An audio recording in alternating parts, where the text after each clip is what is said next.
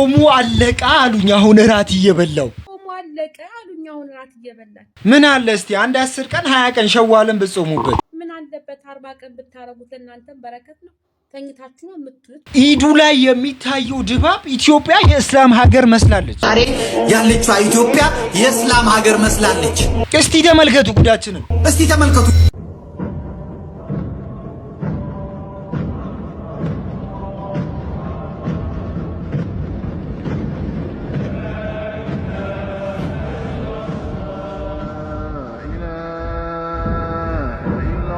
ለዚህ ሁሉ ነገር ደግሞ ይሄን ሁሉ ስርዓትን ሲያስጠብቁ ለነበሩት አንዳንድ የፖሊስ አባላትን ሳናመሰግን ማለፋችን ይከብደናል ዝናብ ሳይሉ ፀሐይ ሳይሉ እንደዚህ ዝናብ ውስጥ ቆሞ ሰላምን ለማስከበር እየጣሩ ለነበሩ ፖሊሶች አንዴ ከተቀመጥንበት ወንበር ተነስተን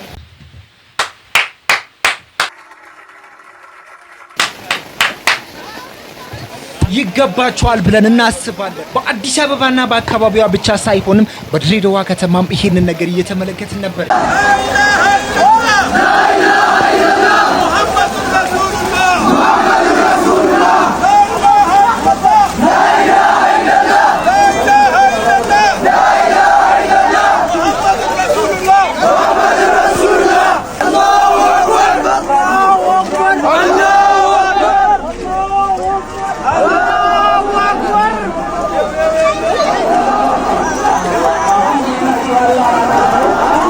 እሺ ብረን ተደስተን ስንጨርስ ደግሞ አንዳንድ ደግሞ ከሙስሊም ኡማ ላይ የተመለከትነው ነገር እጅግ በጣም የሚያሳዝን ነው እሺ ለኢድ ለመሄድ እየተዘጋጀች ነው እህታችን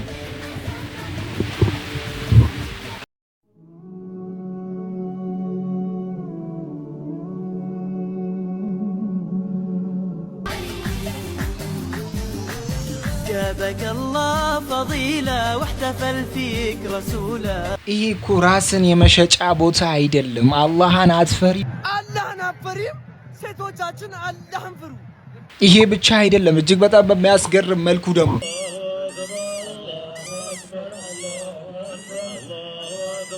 ምን ይባላል እሺ አሁን ምን ይባላል ህፃንነታችን ግን ለምንድን ነው ማይለቀን የምናረጋቸው ነገሮች ግን ለምንድን ነው ለይተን የማናቀው እንዴት how መጅሊሱ በዚህ ጉዳይ ላይ የሆነ ነገር ማለት አለበት ብለው ብዙዎቹ እየተናገሩ ነው በቀጣይ ዒድ ግን መጅሊስ መከልከል ያለበት አንዱ ነገር ይሄንን ነገር እንዴት እንስገድ ያ ሱብሃንክ እናቶች እንደው ስለ አላህ ብላችሁ ሌላ ነገር ግዙላችሁ ይኮ በቃ ከባድ መሳሪያ በሉት ወላሂ ሰው በሽተኛ ሆኖ ነው የሚመለሰው በጥብጥ ነው የሚያደርጓችሁ ወይ ደግሞ ከሰላት በኋላ መግዛት እኔ መጅሊስ እንደው በዚህ ጉዳይ ላይ ማሰብ ያለበት ብዬ ነው ማስበውና ልጆች ይጫወቱ ግን ከሰላት በኋላ ከዒድ በኋላ ግዙላችሁ እዛ ጋር ወይ ሰላታችንን አልሰገድን እኛም ተበጥብጠን አልহামዱሊላህ ብቻ ተበጥብጠን ብቻ ሳይሆን እንደነቀርን በተለይ ደግሞ ተላልቅ ሰዎች ሲነፉ እኔ እኮ ተሳቀቅኩኝ ካሜራማኑ ብቻ እንዴት እያነሳው እንደነበሩላ ካሜራማኑ ልክ እንደዚህ እያነሳቸው ነበር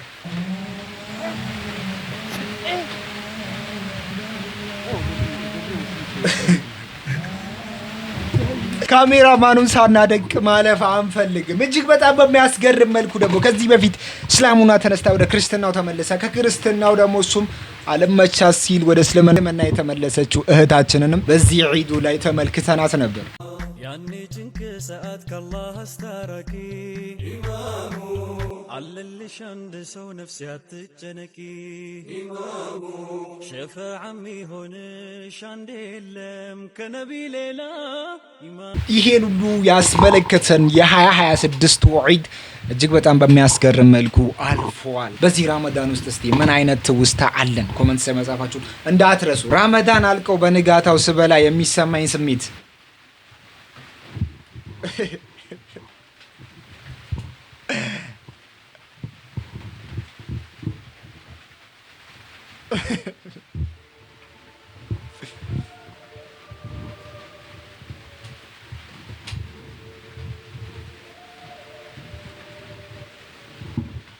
ይሄ በሽታ እኔን ብቻ ይመስለኝ ነበር። እንደ ሀገር ስለሆነ እንዳስደነግጡ ልላችሁ ፈልጋለሁ። ረመዳን ሲወጣ የሚለያየን ረመዳኑ ብቻ ሳይሆንም የረመዳን ወር ብቻ ሳይሆንም ሌሎች አካላቶችም ይለዩናል። ከዚህ ውስጥ አንዱ ሳምቡሳ ነው። ሲቀጥለም ቴምርም ይከተለዋል፣ በዛም ሾርባውም ይከተለዋል፣ በዛውም እንግዲህ የሆኑ አካላት ይከተሉታል። እነዚህ ሰዎች እንግዲህ አሁን እየተከራከሩ ሰላም አለይኩም። ወአለይኩም ሰላም። አማን ነው አልহামዱሊላህ። ረመዳን እንዴት ነበር? አሪፍ ነበር። ተበላው። ኧረ አንተማ ምን ትበላለህ? ተበላው እኔ።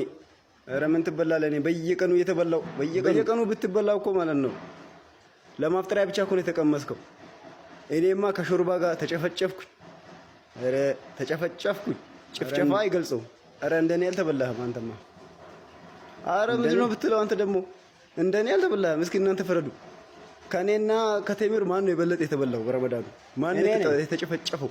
እስኪ ንገሩና ፎሎ አድርጉ። ደሞሽ ያራዳ ልጆች ሰው ሳምቡሳ እኮ ብዙም አትጨፈጨፍም። የሚጨፈጨፈው ቴምር ነው። ቴምር 14000 ብር ገብቶ እየተበላ ነበር። ወጥቼ የቴምር ዋጋ መጠየቅ 12000 ብር ምኑ እየተበላ ነበር፣ እየተወቀጠ ነበር። ቴምሩ የተበላ ይመስለኛል። አይ ቲንክ ቴምሩ ብቻም ሳይሆኑም ጫቱሳ ስሜታዊ ላለመሆን ሞክራለሁ። ጫት የማትቅሙ ወንዶች ግን ሲስተር ብንላችሁ ይደብራችኋል። ወንድ ልጅ ወንድ የሚያስብለው መቃሙ ነው። ቃሙ አላበዛሽውም? አልበዛም ይሄ ነገር?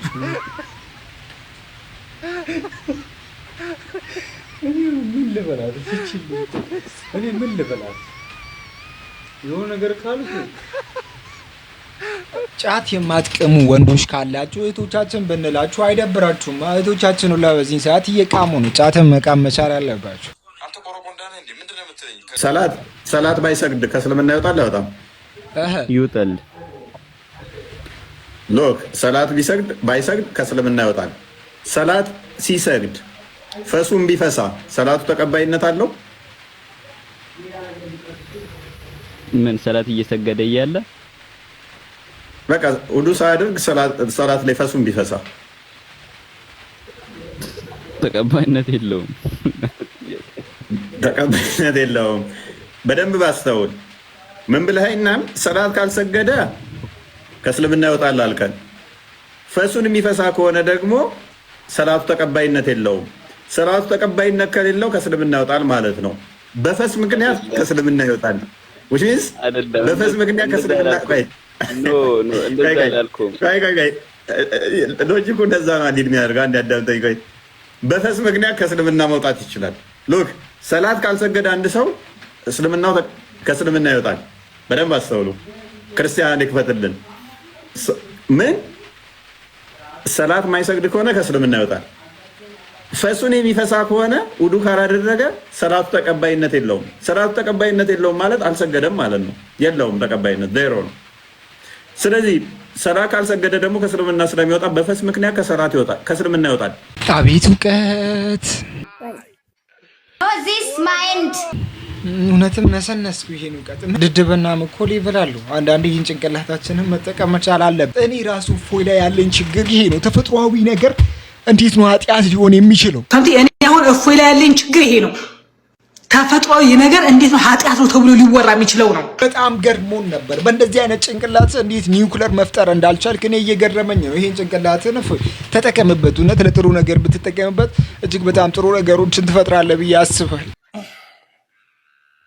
ሁላችንም ማስመሳዮች ነን። ሙስሊም ነበርኩኝ። ስሜ አሊ ነበረ። መስጊድ ውስጥ ገብተን ጫት እንቅማለን፣ ቡና እንጠጣለን። ሴቶች እንደፈለከው እስከ 7 ማግባት ትችላለህ።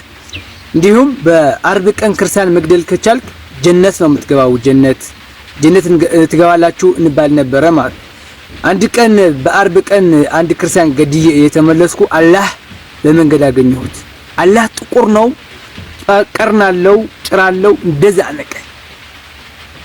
እኔ ለማምለጥ ሞክራለሁ፣ እንደዛ ነቀ።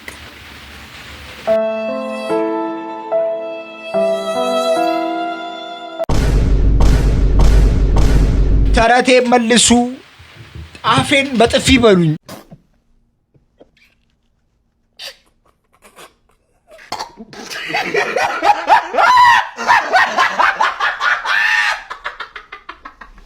እኮ የምር ሰው እንዲህ ተረት ይችላል አይመስልኝ? እንዲህ ተቀነባብሮ እንደሚያወሩት ብቻ አይገርምም? አላህ መጥቶበት ጥቁር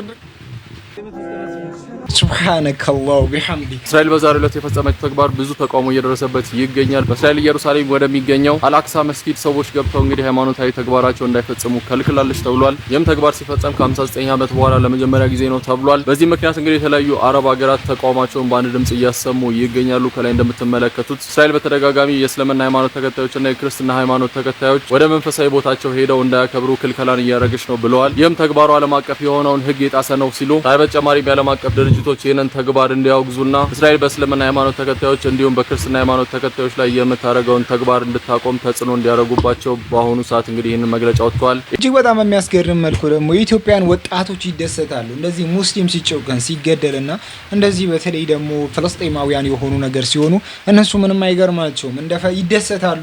እስራኤላውያን በመወገን እነሱ የሚያክል የለም። እጅግ በጣም በሚያስገርም መልኩ ደግሞ ትኩስ ዜና ሰምተናል። በዚህ ሰዓት በተሰማ መረጃ መሰረት እስራኤል ኢትዮጵያውያን ላይ ጨክናለች። ከ8000 በላይ የሚጠጉ ኢትዮጵያውያንን ከሀገሯ ልታባረር መሆኑ ተሰምቷል። የእስራኤል መንግስት በመጪው ሚያዝያ ወር በሀገሪቱ የሚገኙ ከ8000 በላይ ኢትዮጵያውያን ጥገኝነት ጥያቄዎች ወደ ሀገራቸው ለማባረር ማቀዱ ተገልጿል። ከነዚህም ውስጥ ከ1000 በላይ የሚሆኑት ከትግራይ ክልል የተሰደዱ መሆናቸው ነው የተሰማው። የእስራኤል ጠቅላይ ፍርድ ቤት መንግስት አይሁዳውያን አይደሉም ያላቸው እነዚህ ስደተኞች እንዲባረሩ መፍቀዱ ተገልጿል። መንግስት ስደተኞቹ ህገወጥ ሰርጎ ገቦች በሚል መፈረጁም ነው የተገለጸ። እኔ ቆይ ስንት ሞት ነው ሞቶ how many times this come to me each other together እኔ ሞት ለኔ ስንት ሞት ነው እኔ ጋር የገጠመ ስንት ሞት ነው ያለው። እኛ ግን አንደሰትም። እናንተ እስራኤላውያን ወደ ሀገራችሁ መመለሳችሁ እጅግ በጣም አስገር ይሆናል። እስራኤል ግን ግፍ ነው የምር። ይሄ እጅግ በጣም በሚያስገርም መልኩ ደግሞ ይባስ ብለው ሌላ ጥቃትም ጀምሯሉ። የእስራኤሉ ጠቅላይ ሚኒስትር ቤንያሚን ኔታንያሁ ኢየሱስ ክርስቶስ ከሞንጎሉ የቀድሞ የጦር መሪ የነበሩት ጀንጊስ ካሃን የሚበልጥበት ምንም ምክንያት የለም ብሏል። እንግዲህ ብዙዎቻችን እንደምናውቀው በታሪክ ማለት ነው ጀንጊስ ካሃን ጦረኛ መሪ ወይም ንጉስ እንደነበር ይታወቃል። የሞንጎል ህዝቦችን አንድ አድርጎ የመሰረተ ታላቅ መሪ ወይም ንጉስ ነበረ። ታዲያ በትላንትናው ዕለት ነበረ የእስራኤሉ ጠቅላይ ሚኒስትር ቤንያሚን ኔታንያሁ ኢየሱስ ክርስቶስ በጉልበትም በኃይልም ከጀንጊስ ካሃን አይበልጥም ሲሉ አስተያየታቸውን የሰጡት። ታዲያ ይህ ንግግራቸው እንግዲህ በመላው የክርስትና እምነት ተከታዮች ዘንድ እንግዲህ ቁጣና ትችትን ቀስቅሷል። እናንተስ ምን ትላላችሁ? እኛ ግን ይበልጣል ብለን ነው የምናስበው። ኢየሱስ ወይም ደግሞ ዒሳ አለይሂ ሰላቱ ወሰላም ዓለም ላይ ከተፈጠሩት ምርጥ ፍጥረቶች ውስጥ እጅግ በጣም ገራሚ ከሆኑት ውስጥ እሳቸው አንዱ እንደሆነ ይጠቀሳሉ። ትልቅ ተቀባይነት ካሉት ነብያቶች ውስጥም ደረጃ ውስጥ የሚገኙ ነብይ ናቸው። እሳቸውን እናከብራቸዋለን፣ እንወዳቸዋለን። እኛ ማንን ለመስጂድ ብር እየተሰበሰበ ባለበት ሰዓት ላይ 1 ሚሊዮን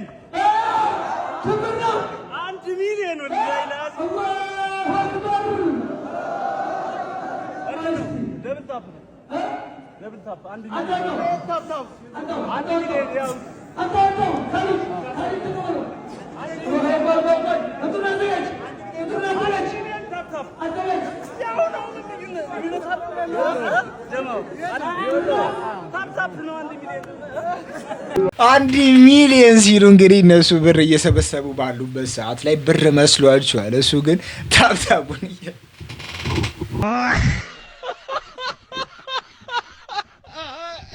አይከፋም። ታብታቡም ወደ ብር ሊቀየር ይችላል።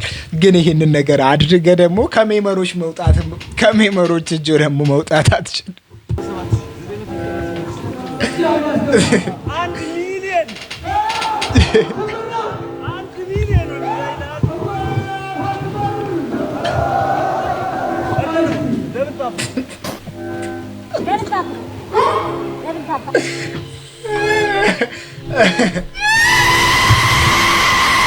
አንድ ሚሊዮን ታብታብ ነው።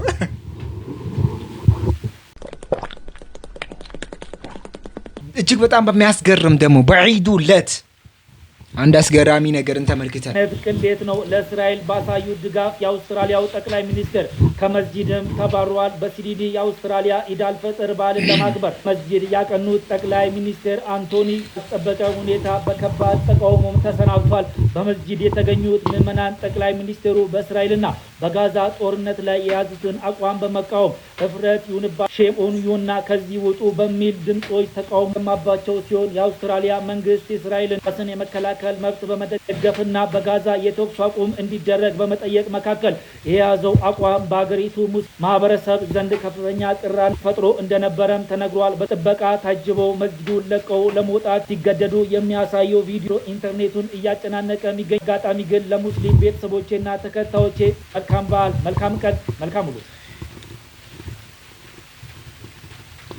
ይሁን እንጂ እንደምትመለከቱት እንግዲህ የአውስትራሊያው ጠቅላይ ሚኒስቴር እንኳን አደረሳችሁ ለማለት መስጂድ ውስጥ ገብቶ ባለበት ሰዓት ነበረ ደሱ ያለ ምንም ፍራቻና ያለ ምንም ክብር ከመስጂዱ እያስወጡ የነበሩት።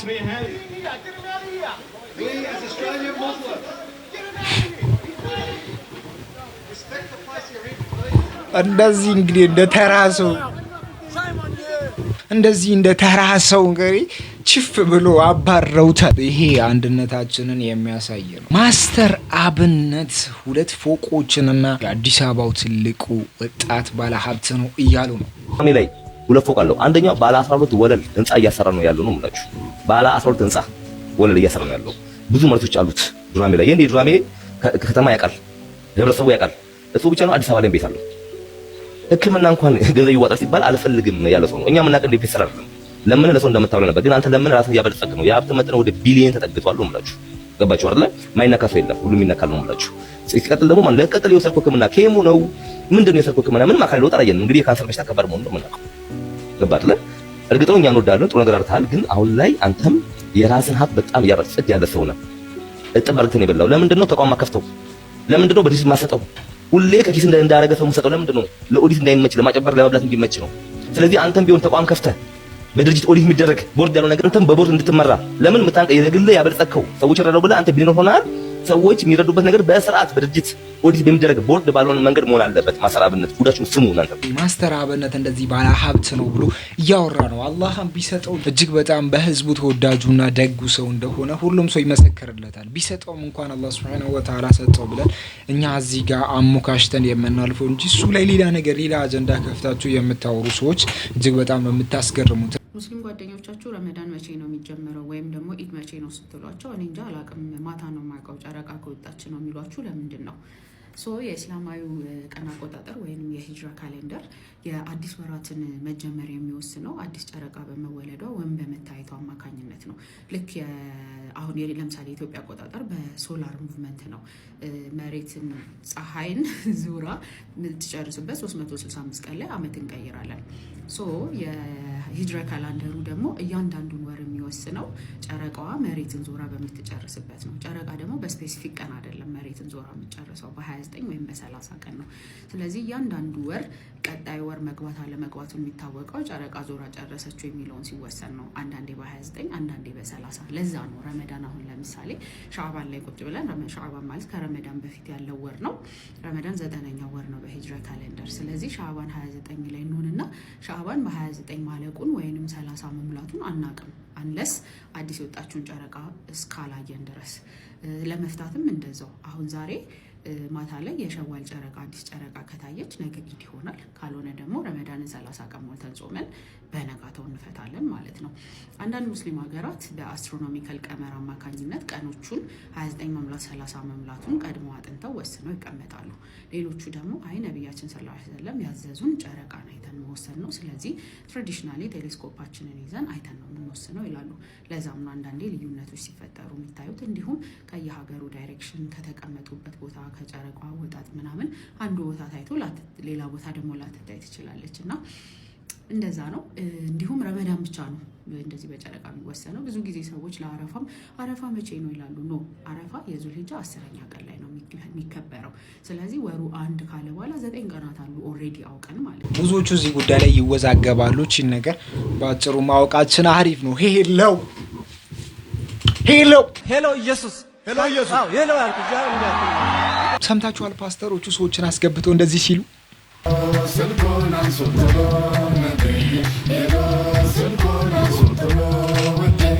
እየበላው እየጠጣው ሰውነቴ የሚከሳው ድምፆን መስማት ናፍቄ ነው ስልኬን አንሱት ደውያለሁ ስልኩን አንሱት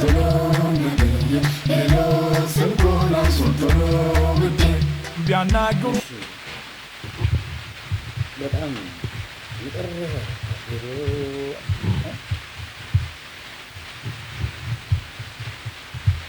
ምን ይሻላል ምን ይሻላል ያላህ መልክተኛ ሰለላሁ ዐለይሂ ወሰለም የእናንተ በቃና መጫወቻ ናቸው በቃ ዝም ብሎ የማንም መጫወቻ ናቸው ያላህ መልክተኛ ሰለላሁ ዐለይሂ ወሰለም መደበሪያ ናቸው እናንተ ምንድነው ስልኩን አንሱት ቶሎ ሄዱ በቃ ግጥም መግጠማችሁ ነው አይደል እናንተ ሰምተው የለባችሁ ይጠይቃችሁ እኛኮ የራበው በሙሉ እየተነሳኮ والله በጣም እኮ ነው ምን ማለት ነው አሁን አንተ መጣ ሄሎ ስልኩን አንስቶ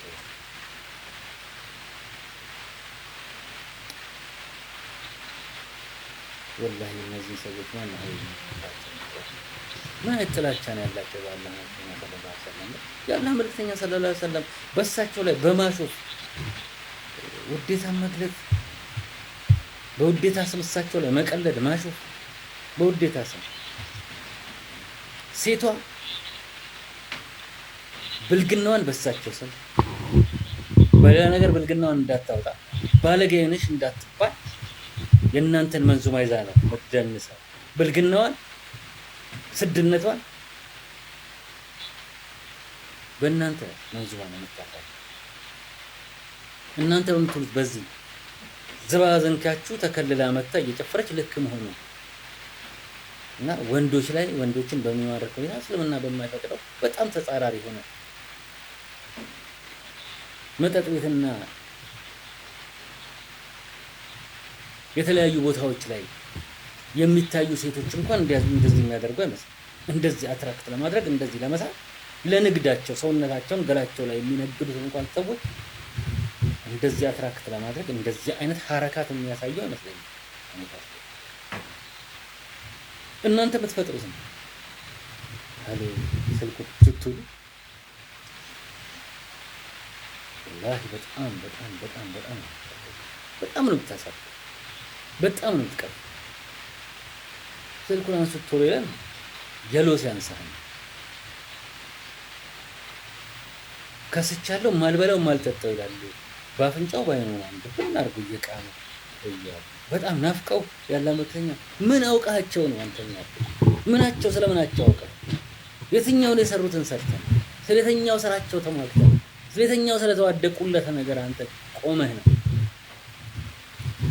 በቅርብ ጊዜ ምን አላለ የሆነ ፍራንክ ለመለካከል ሌላ ስራ አትፈልግም ምን አይነት በሽታ ነው እናንተን የጣለው ያላህ መልክተኛ ሰለላሁ ዐለይሂ ወሰለም የማንም ፍንዳታ የማንም ወጣጤ መዝናኛ ናቸው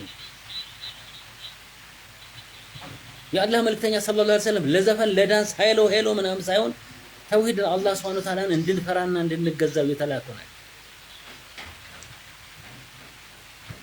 በጣም ታሳፍራላችሁ አይ ላቭ ዩ የሚለውን ነሺዳ እየተቃወምን በዚህም ደግሞ በአዲስ ስራ ብቅ ብለውልናል እነዚህ ሰዎች ሲመከሩም እየባሰባቸው ነው ለነዚህ ሰዎች የሚያጨበጭቡ አንዳንድ ሰዎች ስላሉ ድምጽ አላቸው ይሰማሉ ለዛ ሲባል እንግዲህ እነሱ ማውጣታቸውን አያቆሙም ሌሎቹ ደግሞ በዚህ ጉዳይ ላይ ያጨበጨቡላቸው ስለሆነ እናንተ ምን አገባችሁ የሚል አይነት ወሬን ያወራሉ ነብዩ ላይ የሆነ ነገር ሲደረግ ሰው ድምጽ ሲሆን እነሱ እንግዲህ ያሸረገዱ ያጨበጨቡላቸው እንደዚህ ሰዎችን ያበረታታሉ አንዳንድ እንደዚህ ወጣ ያሉ ነሺዶችን ተው ሲባሉ የማይተው አይነት ግለሰቦች ናቸው አላህ Subhanahu Wa Ta'ala ሁላችንም ያስተካክለን እላችኋለሁ ለዛሬ ያሰናዳችሁ ፕሮግራም በዚሁ ይጠናቀቃል በቀጣይ ቪዲዮ እስከምንገናኝ አኔ አንሱ ጣአቲ ኤኞንዲ ኮሜንት ጃለት በርሱኬ አከንደገኔ ኒ ሁሉ ላይክ መግባራ ከይትረሱ